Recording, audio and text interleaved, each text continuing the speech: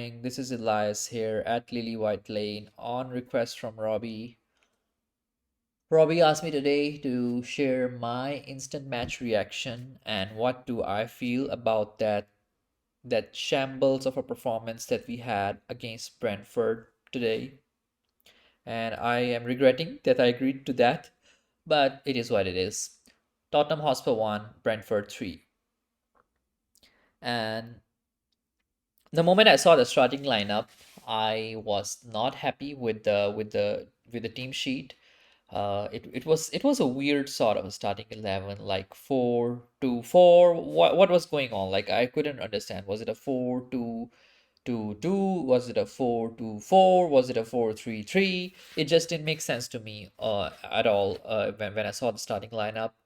One more, like, yes, we know that Mason likes to experiment, and all these people who have been saying out there that, oh, managers try things we don't. There you have it. You have a manager, he tries things and he failed today. It's a classic example of you can't just try things for the sake of trying things.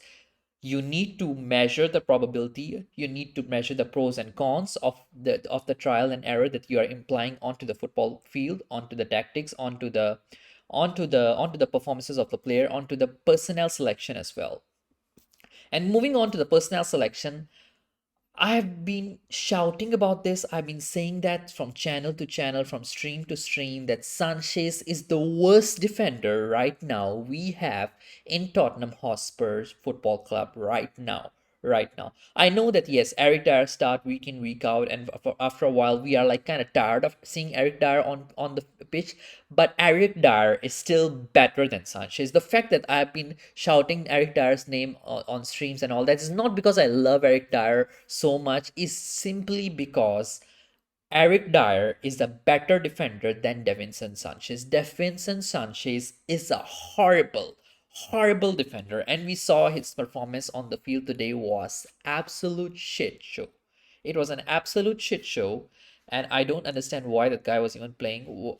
I haven't checked so much on the news as well. Why was Romero out and all that? But a lot of the things really didn't make any sense to me. What was happening on the field? Moving on to the game, I think we started pretty well with we look kind of like in the control. I guess Brentford was not very concentrated or what. Something that really took a bit of time for them to settle into the game, and that finish from Kane in the first 8 minutes was absolutely perfect. Like I love that finish from Kane. It was a good goal, and kudos to Harry Kane. If not for Harry Kane, I think I can't imagine where in the league we would have been. That was a good goal in my opinion. Second half started, and Tottenham Hotspur looked like Clown FC as usual. As usual, the Brentford manager, I think, as Thomas Frank, he has a tendency that yes, he always goes and does better in the second half. He has a tendency that yes, he tried to minimize the mistakes and capitalize on their strengths, and which is their attack. Mbomo and Wissa, they look really good. I was telling everybody that yes, the fact that Ivan Toney is out of this team, it won't make a big difference for the Brentford squad. And yes, some people laughed at me that, oh, we are Tottenham Hotspur, we'll somehow win and all that nonsense. But you see, Mbomo and Wissa were in the end the players who made the difference with 2 goals from Mbomo and 1 from Wissa. So it is something that I warned you guys, and it was not going to be an easy game in my opinion from the beginning. And I don't know why from the team selection it looked like Ryan Mason took it really easy.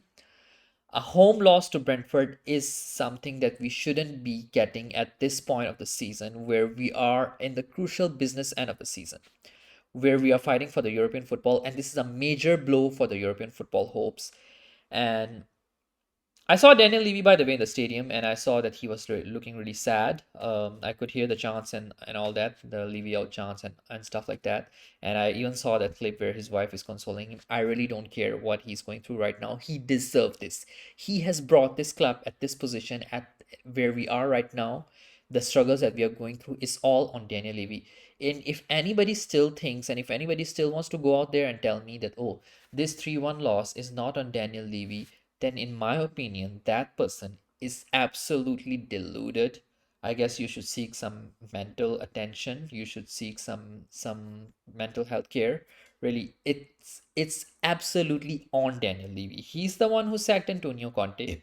He's the one who sacked Stellini, and he's the one who even sacked who even sacked Jose Mourinho in the past, Mauricio Pochettino in the past, who were trying to build up that big project for us as a club.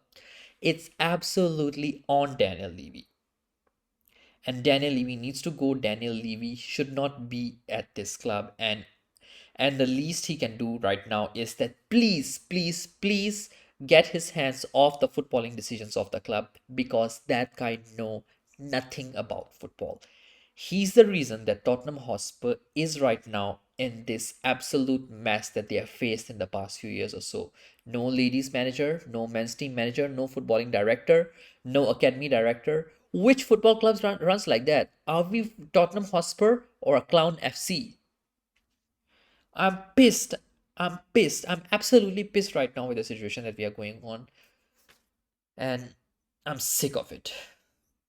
Once again, Elias here, signing off.